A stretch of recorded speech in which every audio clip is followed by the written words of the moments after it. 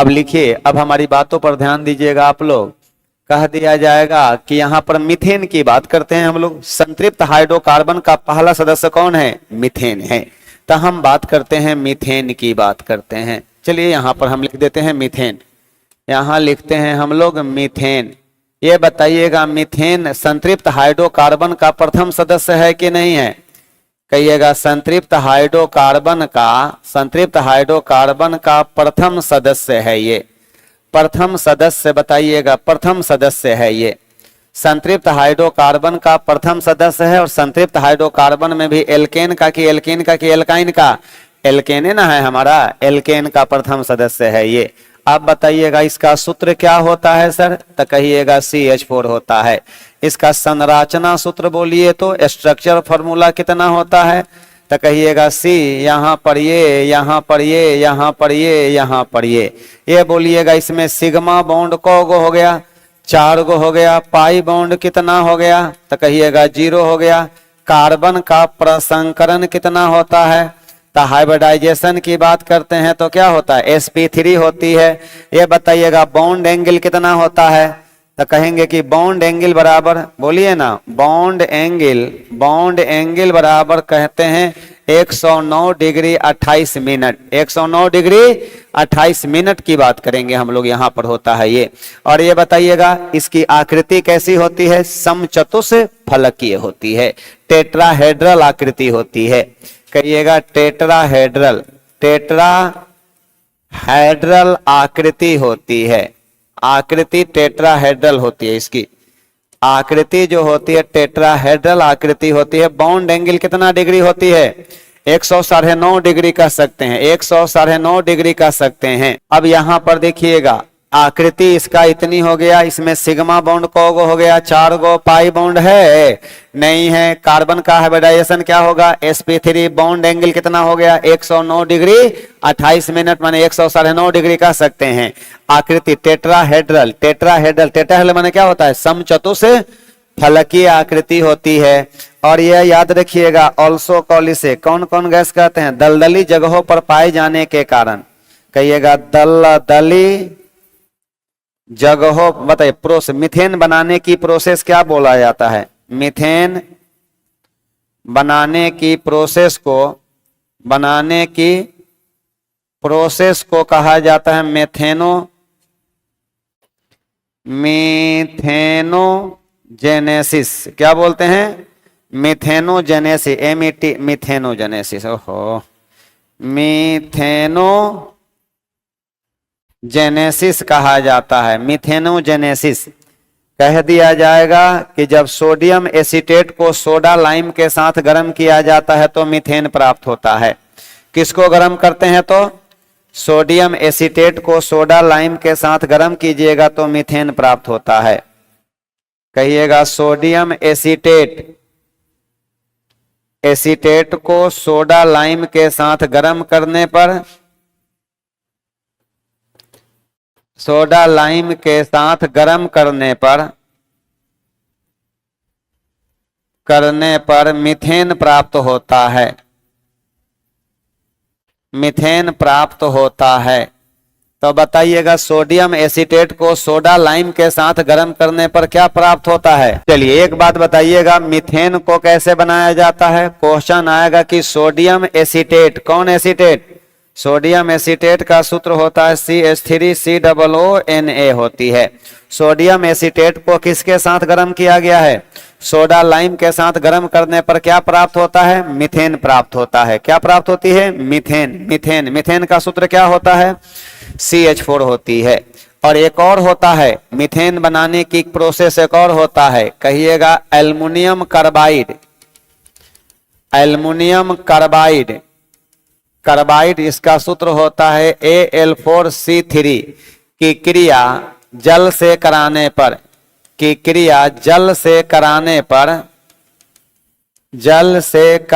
पर मीथेन प्राप्त होता है। एल्युमिनियम कार्बाइड की क्रिया, क्वेश्चन पूछता है, एल्युमिनियम कार्बाइड की क्रिया जल से कराने पर मीथेन प्राप्त होती है।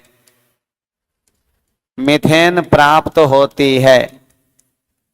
मीथेन प्राप्त होती है। तो यही पर तो हो गया, एल्युमिनियम कार्बाइड की क्रिया जल से कराने पर क्या प्राप्त होता है, मीथेन प्राप्त होती है। दोनों बातें इंपॉर्टेंट है आपके लिए, महत्वपूर्ण बातों में एक हो जाएगी ये सब बातें। चलिए तो अब बताइएगा, एल्युमिनियम कार्बाइड की क्रिया मीथेन से कराने पर क्या प्राप्त होता है,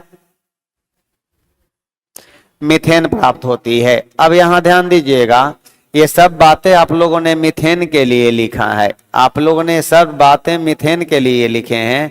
कहिएगा दलदली, दलदली स्थानों पर, दलदली स्थानों से मीथेन गैस उत्सर्जित होता है,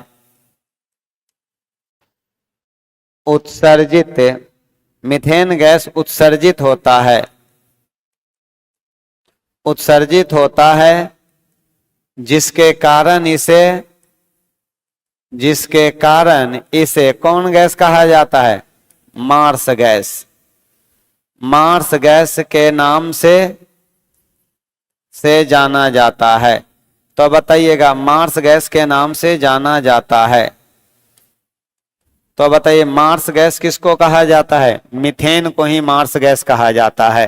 हेक्सेन में 14 है, 14 एच होता है, आप 12 क्यों लिखवाए हैं हेक्सेन में, लीजिए भाई, हेक्सेन नहीं है, बढ़िया से पढ़िए क्या लिखा हुआ है, साइक्लोहेक्सेन लिखा हुआ है। तो बढ़िया से ध्यान नहीं देते हैं और खाली कहते हैं कि हाँ। तो देखिए, दलदली स्थानों से मीथेन गैस उत्सर्जित होता है, जहां भी दलदली स्थान होता है वहां से, जिसके कारण इसे मार्स गैस कहते हैं। तो धान की खेत को कैसे बोया जाता है, अरे धान के खेत को कैसे बोया जाता है, तब बताइएगा, धान की खेत से, कहेंगे कि धान की खेत से कौन गैस निकलती है, धान की खेत से CH4 ही निकलती है, क्योंकि दलदल हो गया ना वो। ये बताइएगा, गोबर गैस बायोगैस का नाम सुने हैं, तब बायोगैस में मीथेन की प्रधानता होती है, 70 से 75% होती है। आपसे कह दिया जाए कि बायोगैस और इसको हम लोग कह सकते हैं क्या, गोबर गैस में मीथेन की प्रधानता होती है। मीथेन की मात्रा लगभग 70 से कितना, 75% तक होती है, 70 से 75% तक होती है। तो बताइएगा, ये भी तो दलदले ना होता है, दलदल बनाकर माने कि पदार्थों को सराया गलाया जाता है। तो बताइएगा, बायोगैस या गोबर गैस में मीथेन की मात्रा लगभग 70 से 75% होती है। एक बात बताइएगा, आप लोग नाम सुने होंगे, नेचुरल गैस का नाम सुने हैं, कहिएगा नेचुरल गैस को हम लोग क्या बोलते हैं, प्राकृतिक गैस कहते हैं। प्राकृतिक गैस की बात करेंगे तो कहिएगा मुख्यतः मीथेन और इथेन का मिश्रण होता है, मुख्यतः मीथेन, और ये कह दीजिएगा लगभग 83%, लगभग 83%, एवं इथेन लगभग कितना, 16% का मिश्रण होता है। तो ये हमारा प्राकृतिक गैस मिश्रण होता है। तो प्राकृतिक गैस में भी सबसे ज्यादा मात्रा किसकी होती है, प्राकृतिक गैस में सबसे ज्यादा मात्रा किसकी होती है, मीथेन की ही होती है। ये पॉइंट है, अंडरलाइन कर लीजिएगा। फिर अगली बात हम लिख रहे हैं कि जब प्राकृतिक गैस को संपीड़ित किया जाता है तो क्या नाम होता है, तो कहिएगा कि साइक्लोहेक्सेन और हेक्सेन में डिफरेंट क्या है, तो डिफरेंट समझ में नहीं आ रहा है, एगो साइकिल में होता है और एगो होता है क्या, ओपन होता है, एगो साइकिल में और एगो ओपन होती है, यही अंतर है दोनों में। आपसे कह दिया जाएगा कि CNG, कहिएगा CNG का मतलब होता है compressed natural gas. Compressed natural gas में भी मीथेन सबसे अधिक मात्रा में होती है, मीथेन सबसे अधिक मात्रा में उपलब्ध होती है। और यही बात ना हुआ, कहिएगा कि ये सीएनजी माने कि नेचुरल गैस को क्या किया गया है, कंप्रेस किया गया है। चलिए तो आगे बढ़ जाते हैं। एगो बच्चा का कहना है कि सर आप लिखवाते हैं, अरे भाग मनाओ कि हम लिखवा देते हैं सब बात को कलेक्ट कर कर, बुक में मिलेगा तुमको ये सब? नामुमकिन है, मुश्किल है, नामुमकिन चीज है ये, समझ गए ना। और ऐसा थोड़े है कि हम लिखवा देते हैं जो बात समझ में नहीं आती है, हम अपनी भाषा में लिखाते हैं, हम अपनी जमीनी भाषा में लिखवाते हैं, हवाई फायरिंग थोड़े करते हैं कि ऊपरे जाकर आराम करत रह क्वेश्चन है। टेक्नीशियन की वैकेंसी में इंक्रीजमेंट हुआ है और साइंस बढ़िया रखिएगा तो टेक्नीशियन हो पाएगा, आने तो बड़ा दिक्कत है। क्योंकि कितना है मेरा, हम 40 पर हावी हैं। नहीं, समय नहीं, एकदम नामुमकिन, मुश्किल नहीं, क्या है, नामुमकिन है, इम्पॉसिबल। ठीक ना। एक सीट तो आप लोग सब लोग अपना अपना फिक्स कर लीजिए कि हमको जाना है टेक्नीशियन में, ठीक है। तो सर चलिए आगे बढ़ जाए, हम लोग आगे आ जाते हैं। तो देखिए धान के खेत, अब आप लोग बताइएगा कि धान के खेत कैसन होता है। तो धान का खेत को कांदो बनाया जाता है और कांदो बनाकर, और जो शहर की लड़कियां लोग हैं चाहे शहर की महिला हैं, वो कांदों में भेज दीजिए कि जाइए धान रोप कर आइए। हाँ, तो शहर की लड़कियों लोगों को भेज दीजिए। नहीं शहर वाले, आप लोग गांव देहात से हैं तो वो कहेगा कि या क्या है, ये क्या है, बाप रे बाप। ठीक ना। गांव की महिलाएं लोग, गांव के पुरुष लोग, गांव के बच्चे लोग ये गोबर गैस का नाम सुने हैं ना। कुछ दिन पहले महान वैज्ञानिक सीबी देसाई साहब थे, वो बोले थे कि एगो कुआं बनाओ लोग, एगो कुआं, और कुआं में गोबर उबर डालो, अचरा कचरा डालो। एक कचरा देख बुआ है ने, हाँ तो ये देखिए, तो आप बताइए, कचरा डालिए और कचरा को सराइए गलाइएगा। In the absence of oxygen, anaerobic respiration की एरोबिक, एनएरोबिक, अवायवीय की अवायवीय, और उसके बाद जब वो सड़ता गलता है तो बहुत सारे गैसों का मिश्रण देता है, और उसी गैसीय मिश्रण को क्या बोलते हैं, बायोगैस या गोबर गैस कहा जाता है। तो गांव शहर की महिलाओं को गोबर छू जाता है तो बाप रे बाप। गांव की महिलाएं लोग क्या करती है, गोबर से गोईठा चिपटी है। हाँ, ये है शहर में और गांव में क्या है, जमीन आसमान का फर्क है। हम गांव के आदमी हैं तब ना रगड़ कर पढ़ा रहे हैं इस पर। शहर के रहते तो कहां से पढ़ाते हैं, शहर में शहर के रहते तो हम वो इंग्लिश में बोलते, what is this, this is गोबर गैस। हाँ, गोबर गैस, इन गोबर गैस मीथेन की मात्रा मैक्सिमम अबाउट 70 से 75%।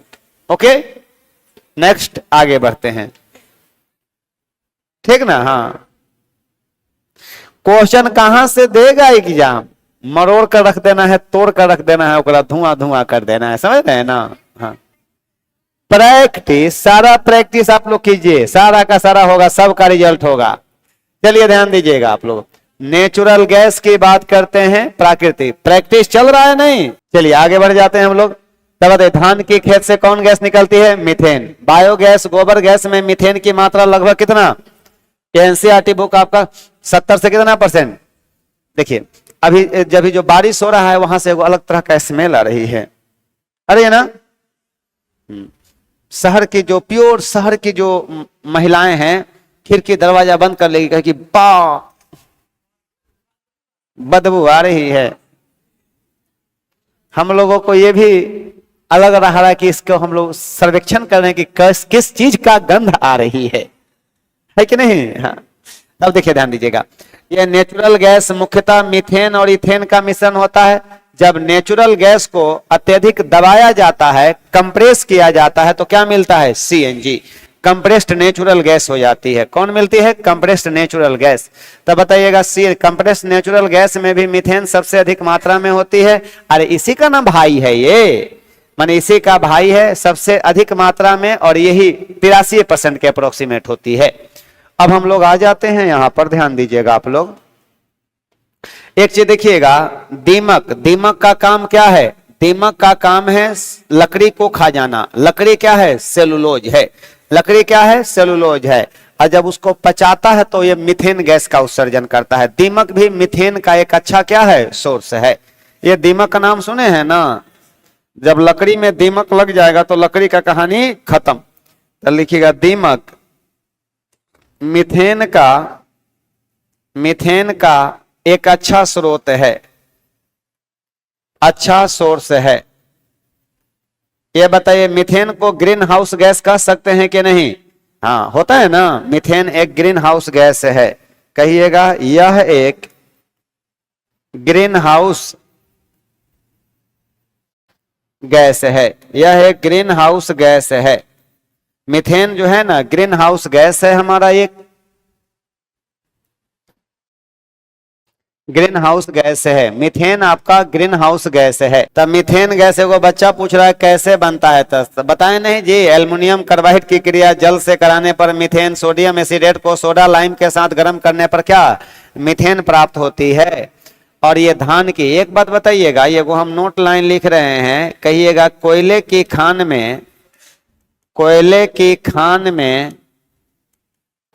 में आप बताइएगा मीथेन और वायु के मिलने से, मीथेन और वायु के मिलने से विस्फोट होती है। तो कोयले की खान में मीथेन और वायु के मिलने से बताइए क्या होती है? विस्फोट होती है। अगर वायु के जगह पर ऑक्सीजन रहेगा तो ऑक्सीजन कर सकते हैं, कोई दिक्कत नहीं है। तब बताइएगा भोपाल गैस त्रैसिदी क्या है सर? अब लीजिए ये, तब भोपाल गैस त्रैसिदी यानी कि भोपाल गैस त्रासदी जो होती है ना, भोपाल में कीटनाशक दवा बनाने वाली फैक्ट्री नाम था यूनियन कार्बाइड। उस गैस यानी कि उसी फैक्ट्री से एक विषैला गैस मिथाइल आइसोसाइनेट का रिसाव हो गया था, जिसके कारण बहुत लोग मर गए थे, जिसे भोपाल गैस त्रासदी के नाम से जाना जाता है। यही तो कहानी है। हीरा मिलता है सर? तो कहिएगा जी सर, हीरा को है ना शुद्ध कार्बन पर उच्च ताप और सर ऑक्सीजन कैसे बनती है? तो ऑक्सीजन बनती है, पेड़ पौधा हमें ऑक्सीजन बना कर देता है। सही बात है, ऑक्सीजन है ना देता है पेड़ पौधा, प्रकाश संश्लेषण से ऑक्सीजन बनती है। हो गया आंसर आपका। और बोलिए क्या है आंसर? शैलेंद्र सर को हर कोई नहीं समझ सकता है, और जो समझा वो नौकरी किया, बस इतना ही समझ लीजिए। जो समझा वो नौकरी किया, और जो नहीं समझा वो फिर दोबारा खोजा। एग्जाम हॉल से निकलता है लड़का ना तो बोखलाइल खोजता है हमरा, काहे? कहता कि लगता है कि सर ही पढ़ाए थे लेकिन हम ही नहीं पढ़े थे। चलिए अब यहां ध्यान दीजिएगा। अब ये तो आप लोगों ने मीथेन के बारे में देखा, तो एक बात बताइएगा, मीथेन आपसे कहेंगे कि मीथेन का स्रोत हमारा समुद्र है कि नहीं है? समुद्र भी है। समुद्र के नीचे में आपका कैलेथ्रेट होती है, वो कैलेथ्रेट होती है। तो समुद्री जीव भी कुछ होता है जो मीथेन का क्या करता है? उत्सर्जन करता है। मीथेन जो होता है ना हवा से हल्की होती है। मीथेन हवा से क्या होती है? हल्की होती है। तो कह दीजिएगा मीथेन CH4 रंगहीन CH4 जो होती है ना रंगहीन गंधहीन एवं हवा से हल्की गैस है। हवा से हल्की गैस है। ये रंगहीन गंधहीन एवं हवा से क्या है? हल्की गैस है हमारा ये। रंगहीन गंधहीन और हवा से हल्की गैस है। इसका उपयोग ईंधन के रूप में किया जाता है कि नहीं? तो कह दिया जाएगा कि उपयोग की बात करते हैं तो कहिएगा ईंधन के रूप में होती है। और मीथेन को जब जलाइएगा in the presence of oxygen तो क्या देता है? CO2 देता है, H2O देता है, और प्लस प्रकाश एंड अवन क्या देता है? प्रकाश एंड उष्मा देती है। उष्मा ऊर्जा का एक रूप है ना, तो यही होती है। तब मीथेन को जलाने पर ये मिलता है। बैलेंस कीजिए इसको, आप लोग बैलेंस कर सकते हैं? तो कहिएगा जी सर बैलेंस हो सकती है। तो यहाँ पर 2 लगा दीजिएगा तो कौगो हाइड्रोजन? 4 गो। ऑक्सीजन कौगो हो गया? तो कहिएगा 2 गो यहाँ पर, तो यहाँ पर 2 लगा दिया जाए। बैलेंस है कि अनबैलेंस है? आप पहले देख लीजिए, इधर वाला रिएक्टेंट हो गया, उधर वाला क्या हो गया? प्रोडक्ट हो गया। तो रिएक्टेंट साइड में बताइएगा मीथेन का कितना, कार्बन कितना, एगो, कार्बन एगो, हाइड्रोजन 4 गो, तो हाइड्रोजन 4 गो, ऑक्सीजन 4 गो, तो ऑक्सीजन 4 गो होती है। चलिए आगे बढ़ जाते हैं। ईंधन के रूप में किया जाता है। दूसरा नंबर लिख रहे हैं हम लोग, कहेंगे कि क्लोरोफॉर्म, क्लोरोफॉर्म हो गया, मिथाइल अल्कोहल हो गया, मिथाइल अल्कोहल इत्यादि बनाने में किया जाता है। तो एक बात बताइएगा, यहाँ पर तो ये देख लिया आप लोग, कहेंगे कि आपका रबर के टायर के निर्माण में, रबर टायर के निर्माण में, रबर उबर के टायर के निर्माण में, जूता पॉलिश उलिश के होते हैं ना, उस सब में भी यूज किया जाता है। रबर के टायर में फीलर के रूप में, फीलर के रूप में किया जाता है, फीलर के रूप में ये होती है, फीलर के रूप में। क्लोरोफॉर्म का नाम सुने हैं? एगो टर्म आ गया आप के लिए, कौन फॉर्म, क्लोरोफॉर्म आ गया। क्लोरोफॉर्म का सूत्र क्या होता है? ट्राइक्लोरोमीथेन। क्या होती है? ट्राइक्लोरोमीथेन होती है, क्लोरोफॉर्म कहते हैं। एगो टर्म आ गया, क्लोरोफॉर्म आ गया है हम लोगों के लिए। चलिए समझिएगा, आप लोग एक बात बता दीजिएगा हमें, जब मवेशी जुगाली करती है, एगो हम नोट लाइन लिखने जा रहे हैं कि जब मवेशी जुगाली करती है, जुगाली माने क्या? पगुड़ी। अरे मवेशी भर पेट खा लेती है, ओकरा बाद भोजन को लाकर जबड़ा पर क्या करती है? चिबाते रहती है, ऐसे चिबाते रहती है, तो उसके मुख से निकलता है फेना। क्या निकलता है? और सूंघिएगा तो वहां से निकलेगा मीथेन गैस। कौन गैस? यही कारण है कि आपका जो भी खटाल उटाल होता है, चाहे आपका मवेशी बांधने वाला जो जगह होता है, लोगों को खुला में रखना चाहिए, और नहीं तो पता चलेगा कि मीथेन ऑक्सीजन से मिलकर क्या कर गया? विस्फोट कर गया, आग लग गया, या किसी तरह का कोई दुर्घटना हो जाता है। तो यही कारण है। तो कहिएगा कि जब मवेशी जुगाली करती है तो उसके मुख से CH4 निकलती है। CH4 क्या करती है सर? निकलती है। तो उसके मुख से CH4 निकलती है, मीथेन गैस निकलती है ये।